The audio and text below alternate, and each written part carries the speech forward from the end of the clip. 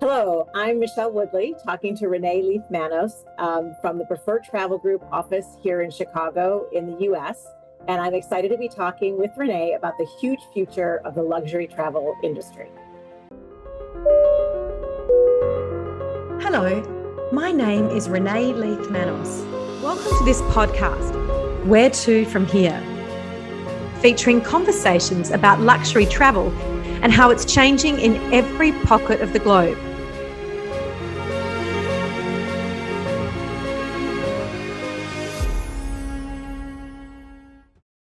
Hi guys, I'm really excited to go to Chicago today. And actually, I've been to Chicago because I did triathlon and I represented Australia. And my first one was in Chicago, where I have some amazing Greek cousins and some of the best hospitality. So we're in one of my favorite cities in America. And Michelle Woodley has been named as one of the most influential women in hospitality. She's achieved amazing things. Welcome to the show, Michelle.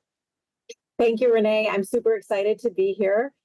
I think we've already made a great connection here in our Greek relations and just the idea of family and hospitality across the globe. No, absolutely. So you're Greek, and were you born in America or? I'm 100% Greek. I was born here. Both of my parents were also born here. So my grandparents came over.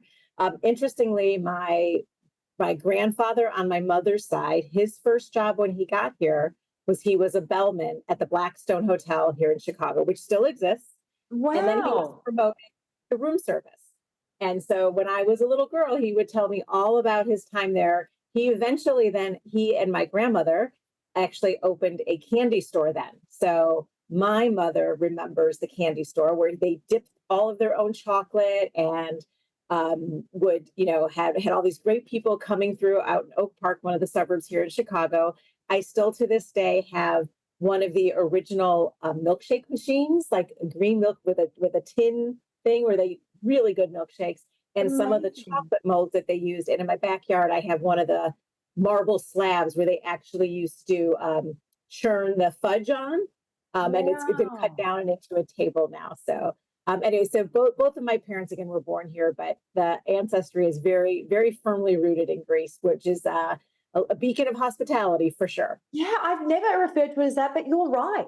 It really is a beacon of hospitality. I was in Athens last year and there's some fantastic new hotels going up. And I think they're really, now the Four Seasons has gone in there, I think they are really sort of transforming their typical and traditional hospitality into the modern world, which is fantastic because it kind of needed it a little bit.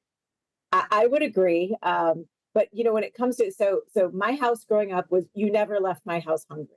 And you never came to my house without the minute you walked through the door, my mother or father asking a guest, is especially like our friends, my brother, my sister, our friends, was, can we get you something to eat? And so it's still a joke to these days with my friends of, are your mom and dad going to offer me something to eat? So it's always just a big That's joke. Yeah, you hilarious. never leave a Greek home hungry. That's for No, sure. but you're 100% right. And tell us about your journey in hospitality. And I'm really curious to know what you actually do at the Preferred Travel Group there in Chicago. Yeah. So my journey, well, growing up in a Greek household again, I think that hospitality has just always been in my blood. My mom was always entertaining. We hosted a big, big extended family, right? As a Greek family, you're very large and extended. So our Easter celebrations, for example, would have 75 people at our house. My dad would roast the lamb outside. So lots always went into our events. And then that just led to me really having an affinity toward cooking and entertaining. So my mom would have her bridge group over, and I would actually cater lunch for her bridge group. I catered my brother's senior prom for him and three of his friends. So I had six people at my mother's dining room table, and I cooked, their dinner for their big prom dance. So that, of course, then led Wow. me to going to hotel school. So I knew I wanted to be in hospitality, and I thought hotel school is what I wanted to do. That I was here went in to Chicago. That was in Chicago. actually went to Cornell University in New York, and I thought I really wanted to go into food and beverage because of this background and all this stuff I would do in food and beverage. And I took my first food chemistry course, and I said, food chemistry? Like, I just want to cook. I'm not really as concerned about all the molecules blending together. So I kind of left food and beverage and I went into finance and information systems. And I think that suited me pretty well. Food and beverage is now more of a hobby versus Yeah. a career. But from there, after I graduated, I worked in a lot of private clubs when I was going through school. I immediately actually went into So just IT. explain to our audience who don't understand, explain what a private club is. Yeah, so this is a private like country club where people belong to. Sometimes it's Yeah. very multi-generational where it's family after family who's come. And I actually, one of my jobs, for example, one of the clubs I worked at was actually flipping hamburgers at the halfway house for the golfers, but also for the kids at the pool. And the kids at the pool, there is a very upscale, very established country club up in the northern suburbs here in Chicago. And it was actually some of the families that belonged there, again, had belonged there forever. It was like the Swift and Armour family, Marshall Fields, many of these, again, very established Chicago families, now global families. And I remember like laughing, like I'd have a little signature from a tiny 9-year-old little person signing for their cheeseburger and milkshake at the halfway house. But really what that brought out in me was that, everybody needs to be served. And just this idea of providing service and making, people smile and laugh and enjoy their cheeseburger and milkshake brought joy to myself. So doing a lot of that in food and beverage was insightful. And, but again, I knew that's not what I wanted to really do for my career. And so when I graduated, I actually had a very short stint in a training program in finance, and I quickly realized I liked the finance side of it, but wasn't enough activity for me. You're right. So then I actually went through a previous contact. I got introduced to the Swissotel Chicago. They're global, And right? yeah, they're a global. We've got one company here in now. Sydney. I'm sitting in Sydney at the moment, and we've got one just around the corner here. Yes, that's right. Yeah. So, and this was, back in the 90s, and I met a woman actually as I was going through an interview process, and they needed somebody for IT right away. I really knew nothing, but one gentleman convinced me this would be the place for me. And I remember meeting a woman who to this day is now my mentor, Mary Ann Russell. She was the front office manager, and she was wearing, I could tell you what she was wearing. She was wearing a bright royal blue suit with a very colorful scarf. And she shook my hand, and I just looked at her and I said, I want to be her one day. Wow. And so I took the job in IT. I was the systems girl and ate lunch by myself for a couple of weeks. But then I quickly understood that the systems is what was enabling everything that was happening in the hotel. The front of house, the back of house, the bar, the mini bar, housekeeping. And so I really just ingrained myself in the operation to see how could technology help all these people doing all these service functions just do it that much better. How fantastic.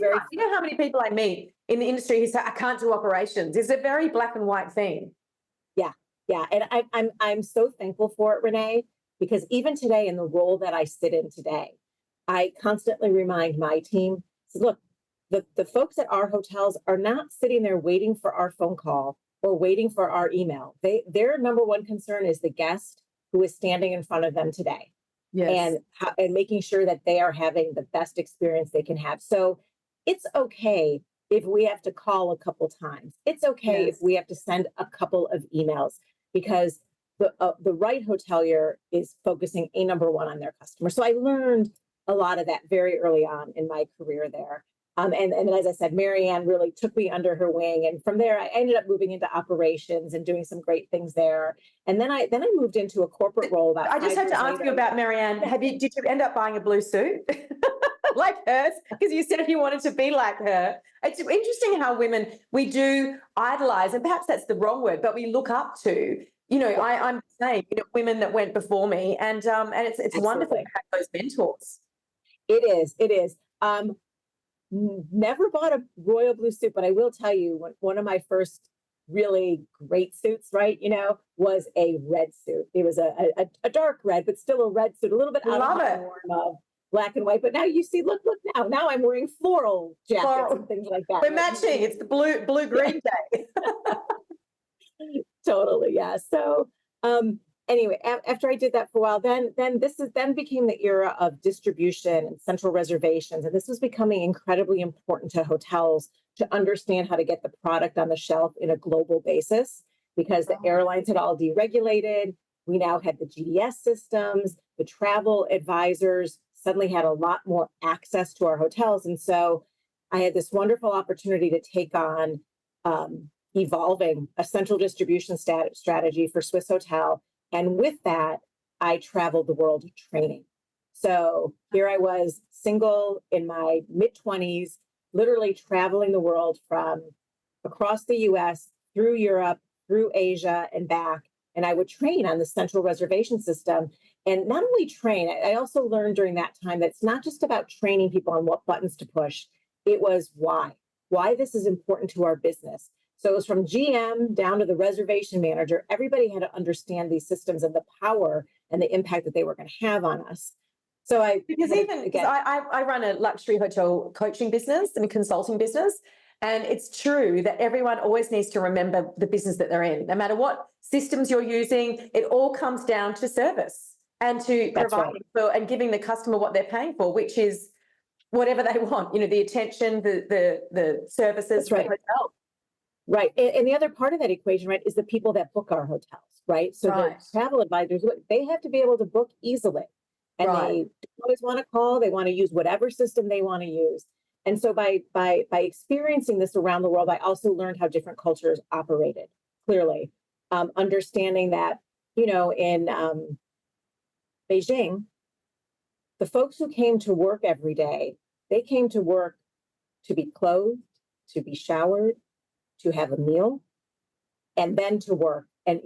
And just realize that everybody was not exactly in the same position that I was in, and the meaning that these roles had to these individuals.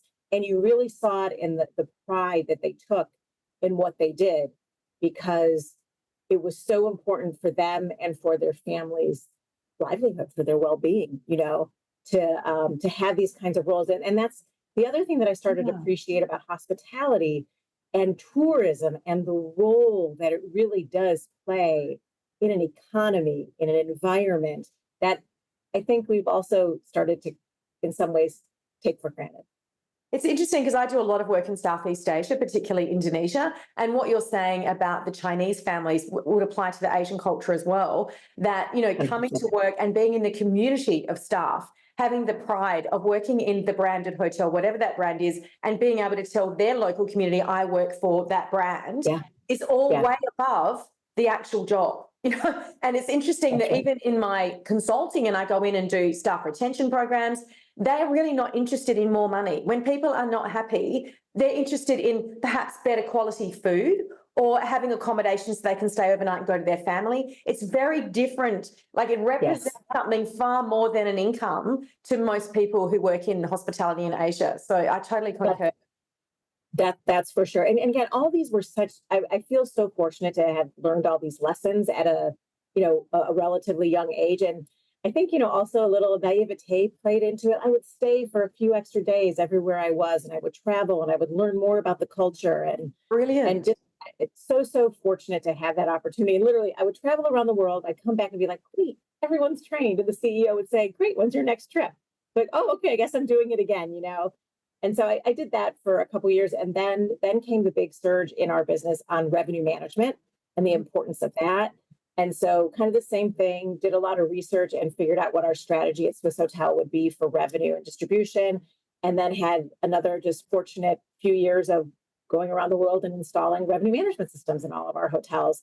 And again, it was more about what button to push, but it was about the culture of revenue optimization and what that meant to a hotel and the business, and how all of these dots connected. But at the end of the day, you have to have the customers coming through the door, right? Yes. Always remembering that background of the guest is happy. It doesn't matter how much you optimize.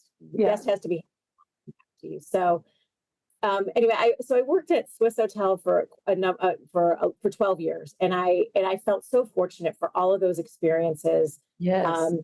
And I never really felt I would have an opportunity like that. And then this was at the time Swissotel was owned by the airline, by Swissair, and the airline was going through a troubled time then. And we at Swissotel said, "Boy, they're going to start selling off all the subsidiaries," which they were doing.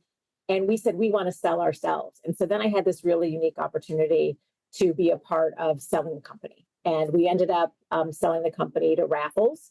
And so then I worked for Raffles for a couple of years, and I spent a lot of time in Singapore.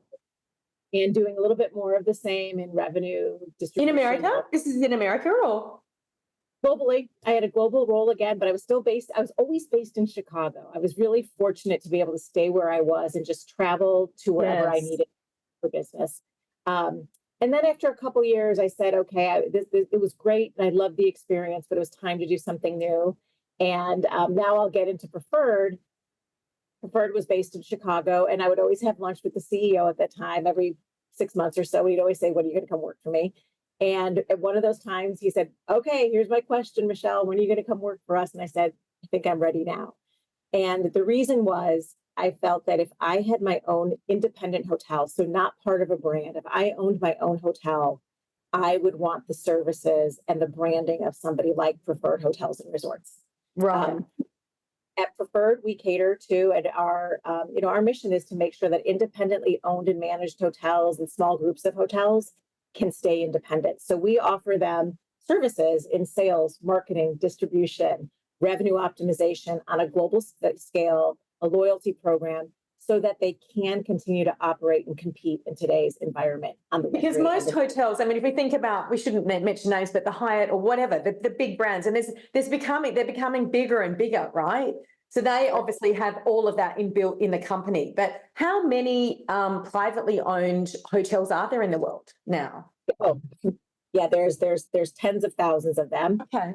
Majority of which actually sit in Europe, but there are a plethora of them around the globe, and they range from very small privately owned family operations. So, by example, the Grand Hotel Tremezzo in Lake Como in Italy is a small boutique property that's on Lake Como that's been there for generations. Wow. And then you have much bigger entities that could be in the US, could be in Europe, could be in Asia, that might be parts of small groups, or they are independently owned and managed hotels. The EQ in Kuala Lumpur would be another example of that, of a family owned company that. What was it? Sorry, EQ where? EQ in Kuala Lumpur.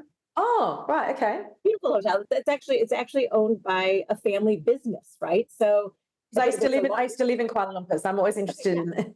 Yeah, it's a large scale hotel. It's like over 300 rooms, but so it's that range, right?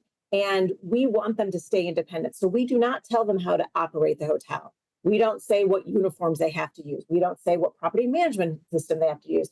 But there are certain quality attributes that they have to live up to be in the Preferred brand, which keeps us positioned in the luxury segment. So again, our goal is to let the hotels operate and do what they do best, operate hotels.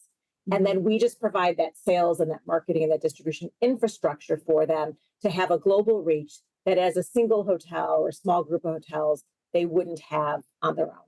And I imagine that sales and marketing would be a huge component because, I mean, Jeremy Goring is a friend of mine, the Goring Hotel in London. That is one of the last family-owned hotels, I believe, in London. And, it's sales and, people knowing about that hotel is the key. And obviously that's one of the more famous ones. So most people in that 5-star belt do know about it.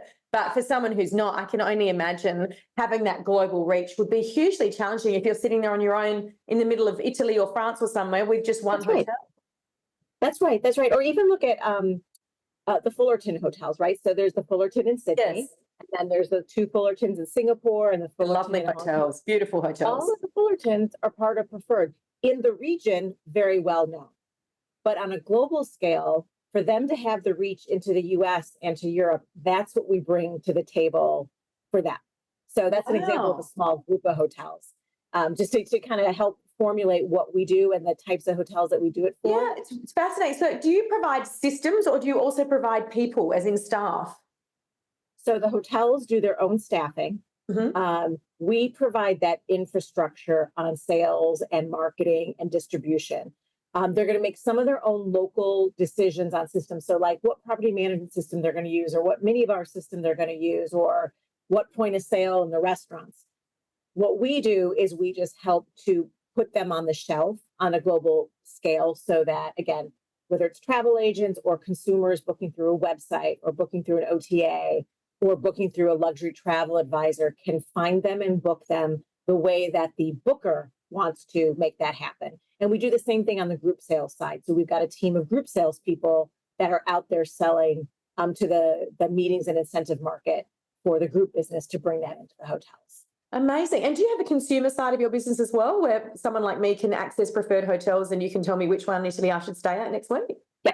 So we have our the consumer side of the business is really developed over the last few years through our brand website, preferredhotels.com, and our loyalty program, I Prefer.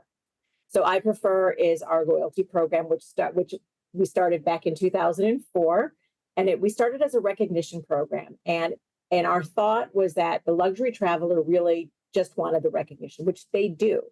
But then as time went on, we kept hearing more and more. And about 10 years later, we've entered the points arena.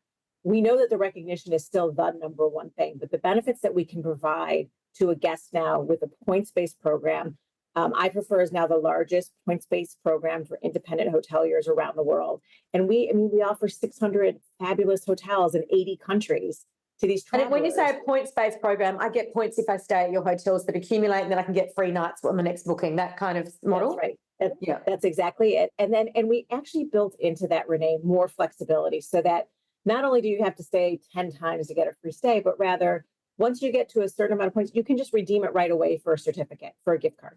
Redeem it for $50, redeem it for $100. So these programs are so big. Our airline here, Qantas, the Australian airline, it is crazy. My girlfriends and I go to dinner and there's this whole thing of who's on what level. And it's just, I don't know, it does something to the human psyche, right? These points program when it comes to travel.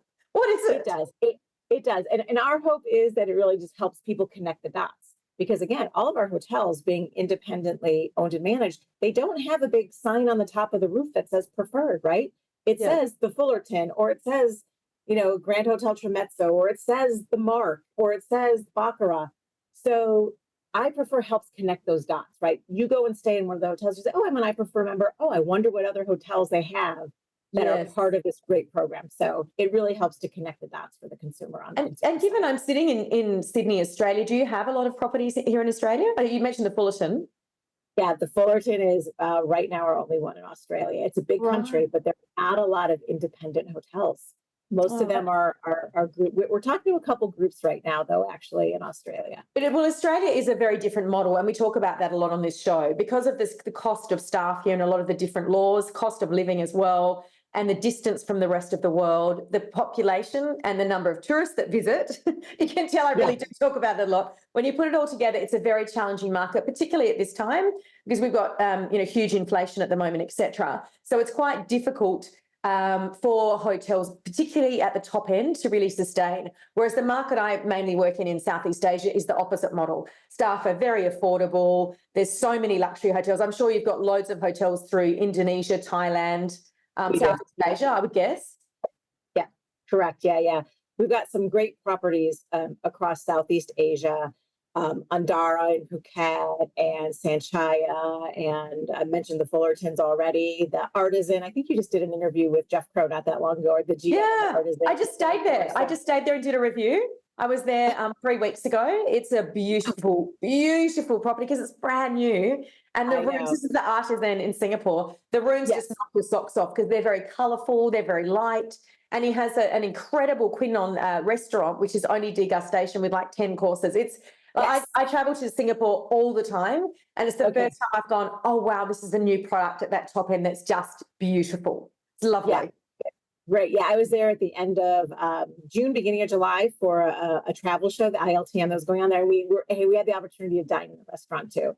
Fabulous. And then just the lushness of some of the kind of indoor-outdoor suites with the greenery all around me. Yeah, fabulous. It's such a nice take on really bringing the essence of Singapore inside the hotel, I feel. Yeah. And it's a great location. I like having to walk a little. I mean, they've got a courtesy car, as you know, but I like being able to walk because I like to get my steps up, I really like the location because it's very tucked to the side there, almost in a cul-de-sac in that street. Yes. Yeah. Yeah, a lot of new hotels reopening or opening there, right? That had been. So I agree. It's a great location. We also have the Artisan in Shanghai. So they have Artisan has another example of a small group looking to expand and looking for that kind of global infrastructure. there. So yeah, Southeast Asia is such a warm and inviting and growing area globally. I think so many more people are starting to travel there, which is great. Again, I've been traveling there for a long time, as you have, and I just love sharing those stories because it's so much more attainable, I feel now for people than it Oh, had been. It always was attainable. I think people are just more open to traveling to places that they haven't been no, before. that's right. I've been living in Jakarta up until August last year in the capital of Okay, Indonesia, and they have 270 million people there. So, as you would know. And so, therefore, you've just got a totally different lifestyle base, cost base, everything about it is different, let alone the religion, culture, weather. Just that amount of people just means that you've got so many more people to staff hotels, to build hotels, so the luxury, I find the luxury end of the market is just, sensational because you've got the that's numbers. right. That's right. That's right. Mm. Yeah, yeah. So And like I said, our job is to just to educate, and that's what we like to spend a lot of time doing is educating, whether it's the consumer direct or travel advisors on what the opportunities are out there, and bring them into our hotels, especially again, and back to this independent hotel space again. Why I came to work for Preferred, yeah, because this independent hotel space has kept that authenticity of hospitality. It's not, so important. yeah, Because we don't yeah, yeah. want luxury hotels all becoming cookie cutter. And I'm hearing that That's from right. some of my audience and some of the very most expensive top end brands. And people are coming to me and saying, I went to this region in America and I went to this region in Europe and I got the same thing. I don't want that. I want to have a unique experience. I want it to be. So that's where I really love what you're doing. And it's so wonderful that you're supporting these independently owned hotels so they can thrive That's and right. maintain, because it's pretty hard when you've got these big companies buying up everything. It is. It is. That's our goal. That's what we're here for. And that Brilliant. is our core business at Preferred Travel Group is Preferred Hotels and Resorts. It's been around for 55 years. But we do have a couple of other brands. We have Beyond Green, which is our sustainable brand, which we started in 2021. We also manage Historic Hotels of America and Historic Hotels Worldwide, which is a niche for the heritage traveler.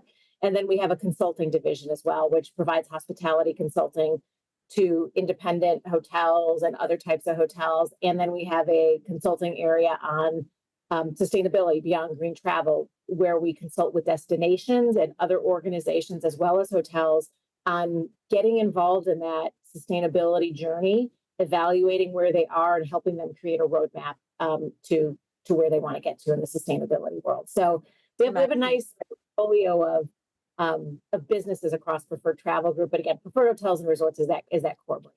Absolutely. And how much are you traveling now? Because I know when you were with Swiss Hotels, you were all over the world. How often do you get out of Chicago these days? Yeah, I would say my life right now is probably about 60% or more travel, but it's Wow. all good. Not a complaint by any means. Do As you you were have a saying, family? I do. I have a husband and two. I guess they're grown. They're in their 20s, so they're grown. One is still in college. The other one graduated a couple years ago. Oh, But they have always been super supportive, love travel. The biggest issue we've had as a family is that when when I take time off, I like to stay home and they always want to go away. So, it's a little bit of a balance of does mom get to stay home or do we go away? But it's a we nice typically problem to have. this is for sure. This is for sure. Yeah. And I wanted to ask you, what do you see as the biggest challenge facing luxury hotels right now, independently owned or otherwise? What are the challenges you see coming? Yeah, I think the biggest is talent acquisition and labor retention. That's big across all hotels.